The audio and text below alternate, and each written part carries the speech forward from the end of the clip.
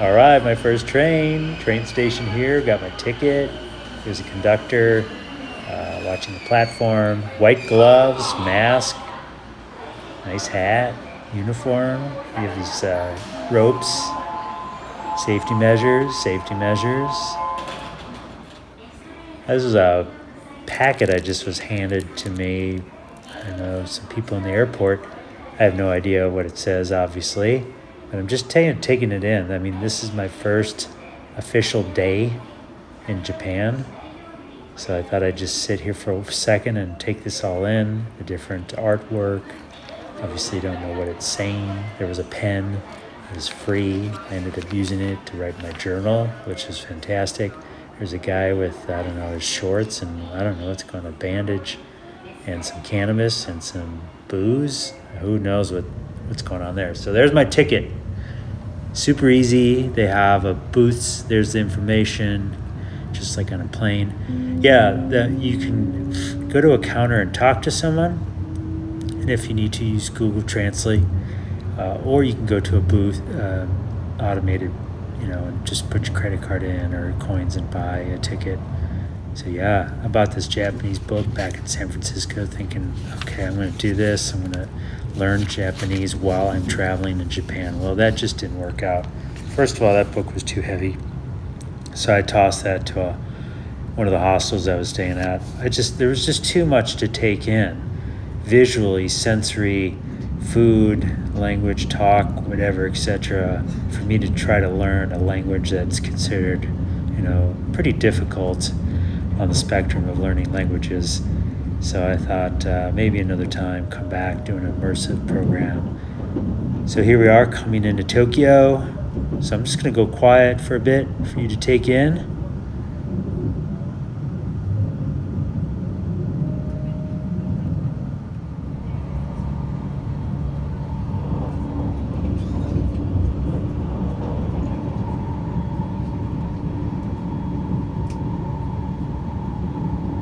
And check this out, stacked apartment complex. Everybody's got their clothes out to dry.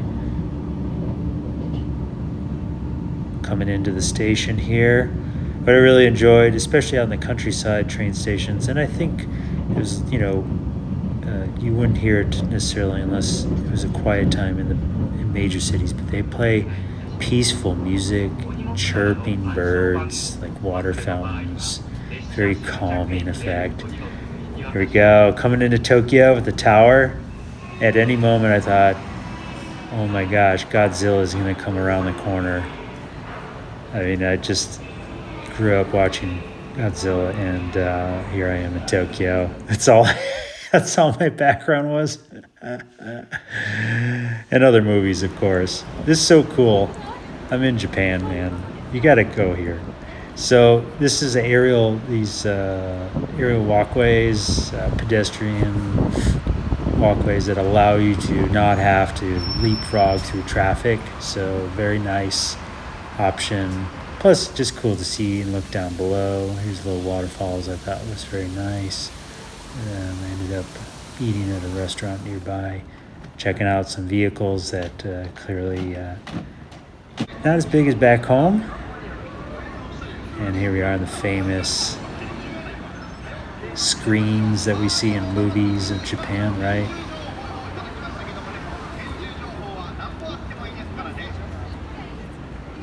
Beautiful day out.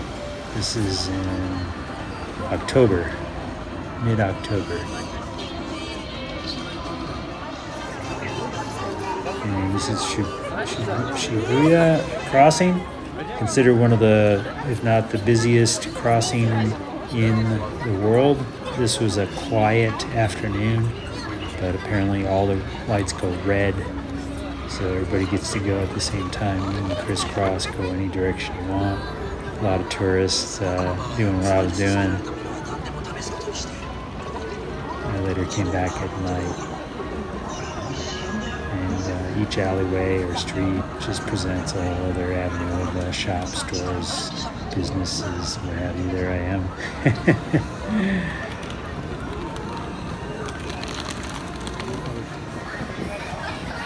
All right, here we are back at those vending machines. See, Gotcha's mesmerized by all the little artistic artwork that's done. It's such meticulous details of these little trinkets and the different themes. Sensory overload. This is an arcade that I stepped into. Again, the language starts to kind of blur out because you don't know what it says. So now you're just looking at things and you're seeing things that you've never seen before. And the only thing that I could relate to were some images of maybe, I think there was of E.T. or Back to the Future or a camping scene, but just not knowing at all what anything was, what it was saying. And then of course capturing themes and characters and what have you, Japanese culture that I wouldn't have the slightest clue on what they meant. Here we are down one of those streets off Shibuya Crossing. So storefronts, shopping, pedestrian friendly, super safe.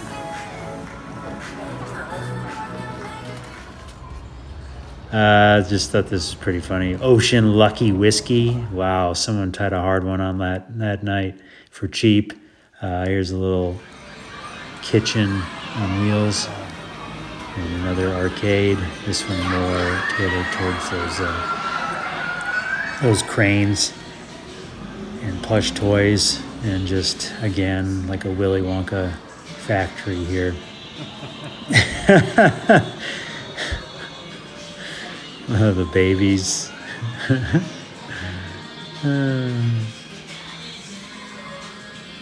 I'll go quiet, let you take this all in here.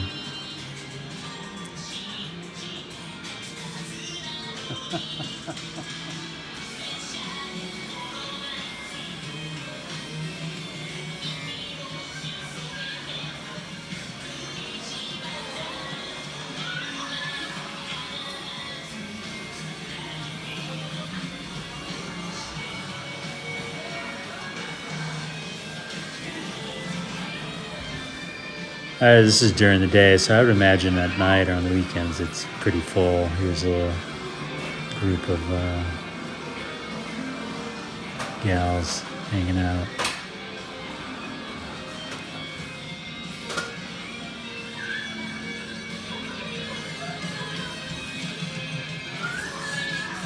Just endless.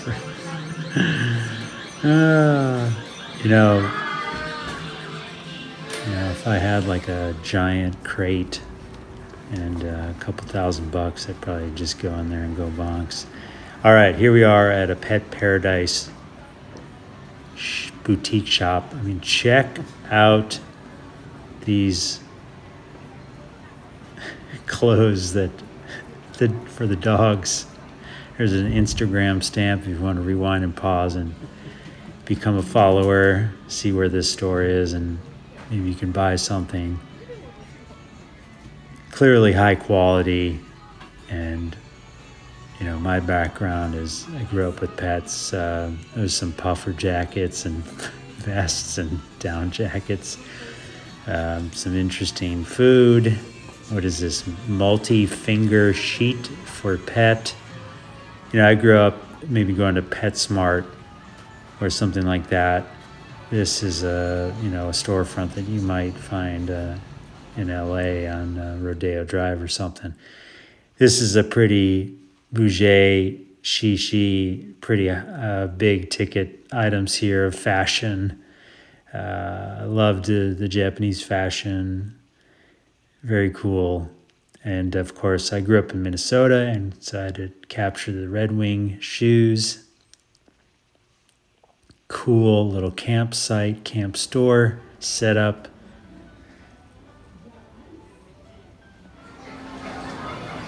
And Pokémon Center was in this big, giant building. I have very little knowledge of the Pokémon,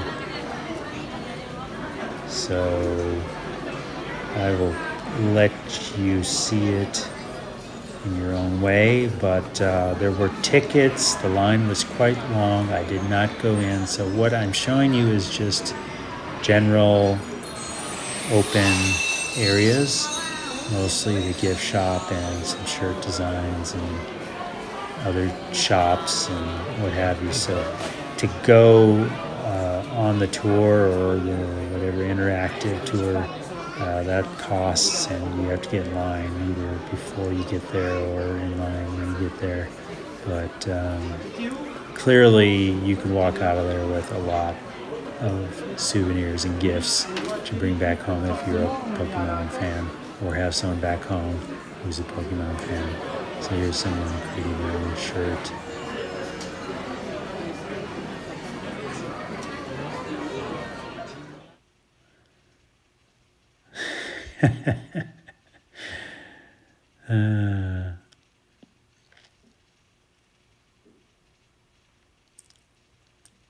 Oh, check this out.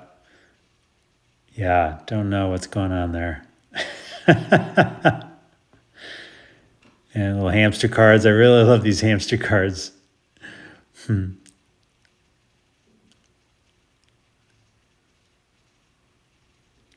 you see all the floors to this one shop that I just walked out of. So here it is on the outside.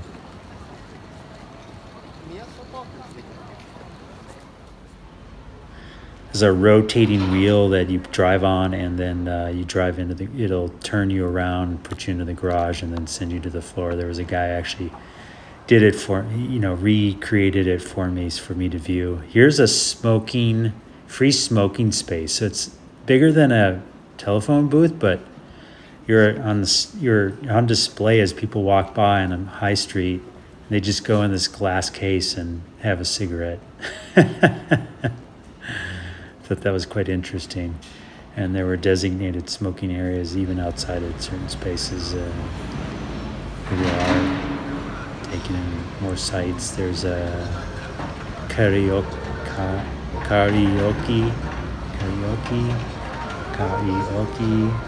I think that's how you pronounce it. Oh, look at this. Trek America van. I used to work for Trek America, and they had vans with a blue tarp top to it back in the early 2000s. So that brought me back. But clearly that was a smaller version, Japanese version. This is where I stayed. I also had the cube style. And here are the vending machines. And as the lights go, the natural lights of the planet go down, the city lights start to take over, and there's just so much to see. This is a pretty bougie, gourmet, high-end desserts, treats, bakery, individual shops, just to the nines. Really, really nice.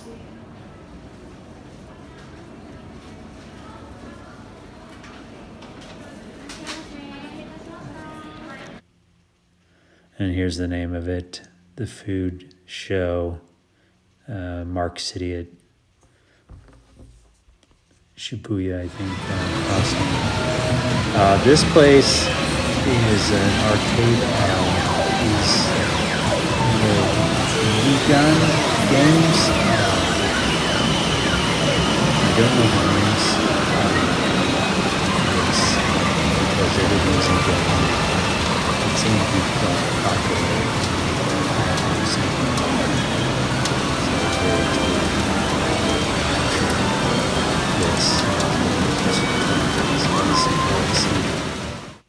There it is. This is what it looked like. Maybe you can write down in the comments below what it is. Okay, here we are back at the crossing. The numbers of people crossing are starting to grow. I think this is a weekday.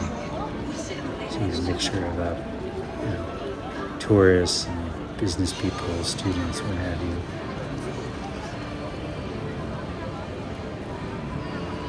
This was mid-October, if I hadn't mentioned that before.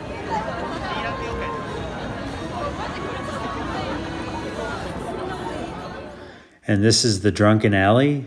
Just a quick couple shots here. It's a small little bars super cool to go check out. I'll talk more about that in another video. And I think this is where I ended up eating so much food. Oh, look at this. This is a nice, cool tunnel. Lots of bikes. Bikes are frequently used in Tokyo, in addition to buses and trains and taxis and cars.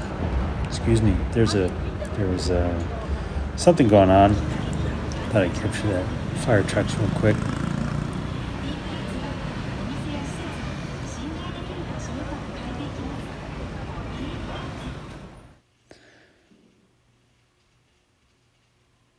Since 1897. Here's Drunken Alley. So I think there's several in the Tokyo city, and this is the whiskeys and the beers. I thought I'd celebrate and have a single malt Japanese whiskey in one of these tiny bars. And I also had a microbrew, an IPA, to join it with some snacks that they give you. Friendly people, even if we didn't know what to say to each other. You can say a lot with just not saying anything, but with smiles and being polite, and Google Translate if you want to. Okay, and then I think it's time to sponge up the booze. I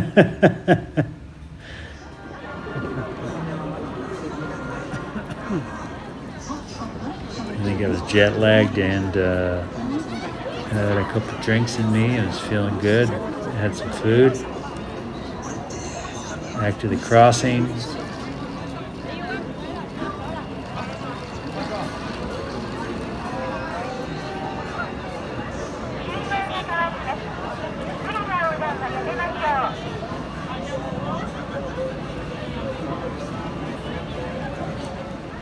And making my way back to my accommodations, night version. Really enjoyed these aerial walks. Peace of mind. I have to deal with cars.